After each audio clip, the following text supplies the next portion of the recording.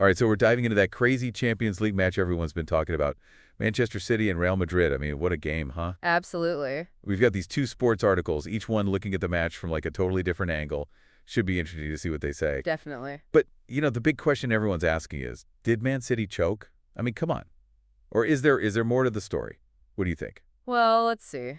Okay, so picture this. You're in the stadium, right? The atmosphere is electric. Fans are going wild. Man City takes an early lead. Uh-huh. Boom. Not once, but twice. Holland's on fire. He was unbelievable. But then Real Madrid, they're like, nope, not today. And they claw their way back. Classic Real Madrid. They never give up. Every time City pulled ahead, Real Madrid just answered right back.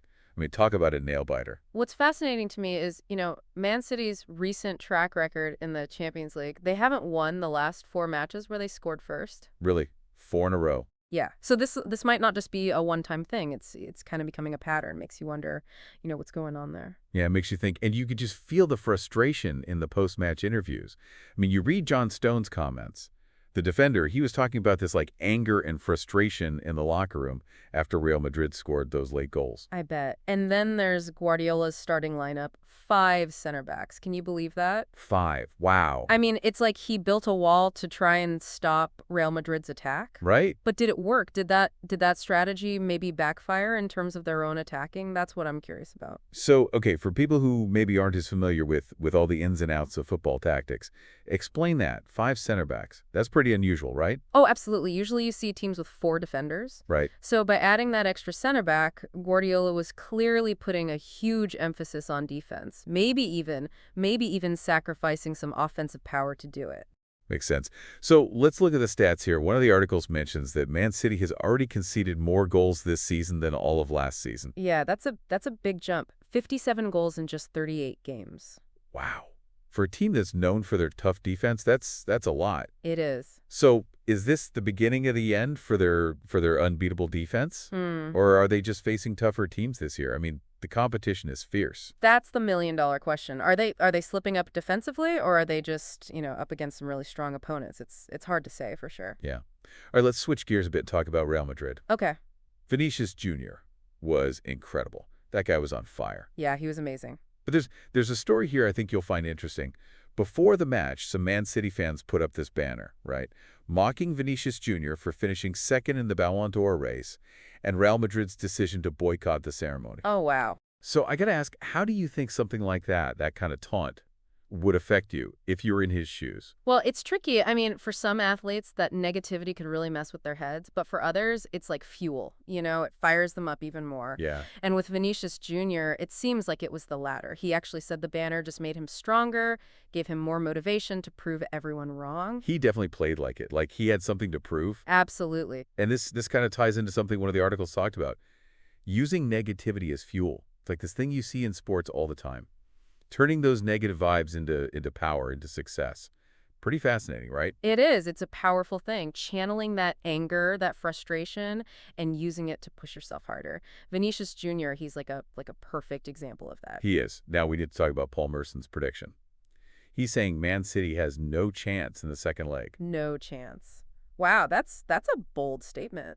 Right? I mean, Man City, they pulled off comebacks before, but Real Madrid, they're a tough team to beat, especially on their home turf. Oh, yeah, absolutely. And in these two-legged ties, anything can happen. We've only seen half the story, right? Exactly. The first leg gives us some clues, but the second leg is where the real drama unfolds. All right, so before we dive into the specifics of the match, let's just quickly recap what we've got from these two articles. Sure. So we have 2 different perspectives. One focused on Man City's early dominance and how Holland was scoring like crazy.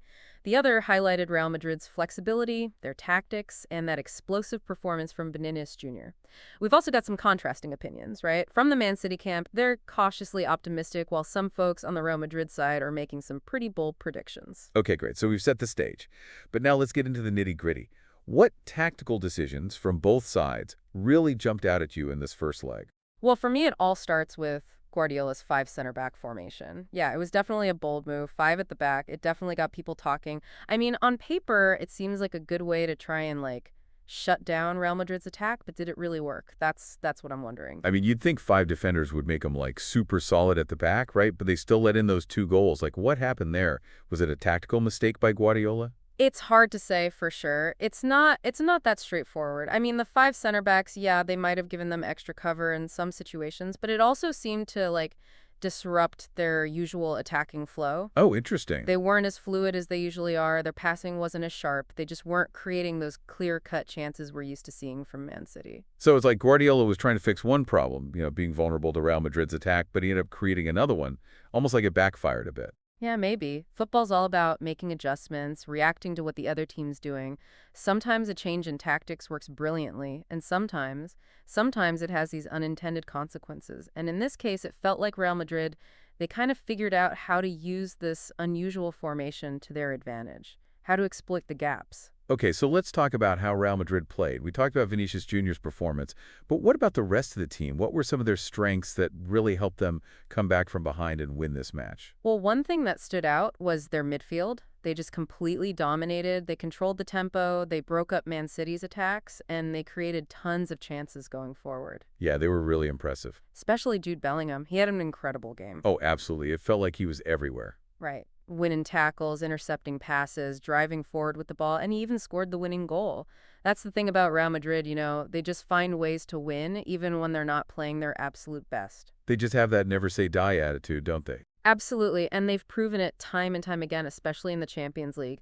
They know how to handle pressure, they know how to exploit their opponent's weaknesses, and they know how to deliver in those big moments, and they did exactly that against Man City. It's like they have this deep understanding of the game, a tactical awareness that allows them to adapt to anything. Exactly, and that's what makes them so tough to knead. It's not just about individual brilliance, it's about playing as a unit, knowing their roles, working together. So we've talked about the tactical stuff, but what about the mental side of things? We talked about Vinicius Jr. earlier and how he used that banner as motivation. But do you think there's a bigger mental game happening here? Oh, for sure. Football is as much a mental game as it is a physical one. And in this match, you could just see the difference in mindset between the two teams. How so? Well, it felt like Man City, after taking that early lead, they maybe got a little complacent. Maybe they underestimated Real Madrid's resilience. Real Madrid, on the other hand, even when they were behind, they never gave up believing. They stayed focused, kept their cool, and waited for their chances. It's like that saying, it's not over till it's over. And Real Madrid, they really embody that spirit. Exactly. They never give up. They always believe they can come back. And that mentality, that belief, it's a powerful weapon. All right, so we've analyzed the tactics, we've talked about the mental game, the psychology of it all. Let's bring it back to our listener for a second. You're watching this match, right? Trying to understand what's happening. What are the key takeaways here? Well, first of all, I think it shows that even the best teams, even a team like Man City, can have an off day. They made mistakes, their attack wasn't as sharp as usual, and they really struggled to handle Real Madrid's midfield. And then you have Real Madrid, a team that just knows how to win these big games. They may not always be the flashiest team, but they have that grit, that determination, that tactical awareness that makes them so hard to beat, especially in the Champions League. Totally agree. And another takeaway is that mental resilience. Real Madrid never stopped believing, even when they were losing. That's a huge lesson for any player at any level. Never give up, no matter what the score is. So we have two very different teams here, each with their own strengths and weaknesses. But this is just the first leg, right? There's still another 90 minutes to play. At the Bernabeu, Real Madrid's home turf. And that's where things could get really, really interesting. So now we're all wondering, can they actually make a comeback in the second leg at the Bernabeu? What do you think? What's Guardiola thinking right now? What changes does he make for that match? Well, I think if I was Guardiola, I'd be watching that first leg, that tape, over and over again. Yeah. Just trying to figure out where it all went wrong, and how to fix it. Right. He's got to figure out how to make that defense tighter without sacrificing their attack. And that's a tough thing to do against a team like Real Madrid. Absolutely. I mean, going into that second leg, you can't just sit back and defend. No. You got to score. Right. So maybe we'll see him be more aggressive, maybe a higher press right from the start. What do you think? Yeah, that's definitely possible. But he's got to be careful of their counterattack too. Oh, yeah. Real Madrid's got players like Vinicius Jr. and Mbappe. Right. They can punish any mistake, any defensive lapse. So Guardiola needs to come up with a plan, a formation that lets them attack, but also protects them from those lightning fast counterattacks. Yeah, it's a real puzzle, isn't it? Yeah. And then there's the mental side of things too. Oh, yeah. How do you get your players back in the right mindset after a loss like that? How do you get them to believe they can still turn it around? Because you can have the best tactics, the best plan, but if your players aren't mentally there, it's not going to matter. Exactly, exactly. The mental game in the second leg, it's going to be huge.